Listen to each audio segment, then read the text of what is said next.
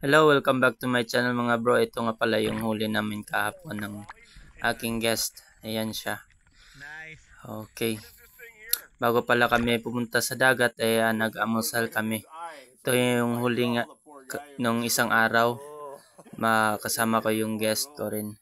Dugtut na maliit lang. At may ibang huli din ako na bigay trebale.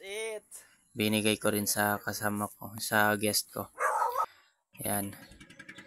At dito na tayo sa dagat na nakita-kita kami dito sa ng mga espero dito sa sa dagat. Yung ibang espero sila Erwin Bungkak at si Bayards. Ayan.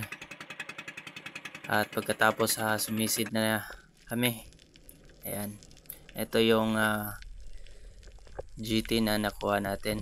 Hindi ko ini-expect na na-videohan ko yung pagkatira ko sa GT na ito kasi hindi ko inaasahan na naka-on pa pala yung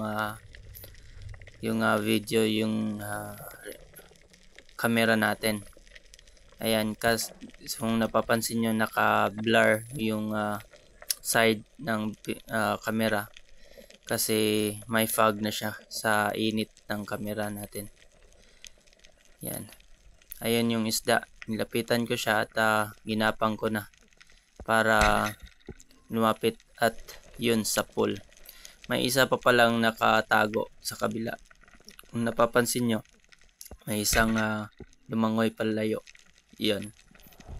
Pero huli na natin yung lumapit sa atin. At umikot-ikot na lang siya.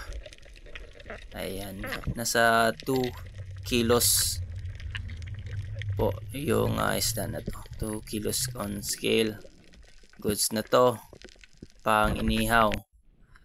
Ayan, ihihawin na namin to mamaya ng guest ko para masaya naman siya. Yan. Ito yung bala yung guest ko. Hindi siya makapunta ng malalim masyado kasi masakit yung sinus niya. At gusto niya na lang magpa-picture na sa mga sea turtles. Pero hindi niya talaga kaya yung pumunta sa ilalim. Kaya binidyohan ko na lang yung sea turtles at para ma-send ko sa kanya at may ma-post naman siya. At yan, nasayahan naman siya bro. Yan yung sea turtles, pero saya na siya dito kasi maraming sea turtles at mga corals na nakita siya dito sa lugar na to. Buhay na buhay yung mga corals dito. At yan, maraming salamat sa lahat. Live safe, God bless, adios, apogan.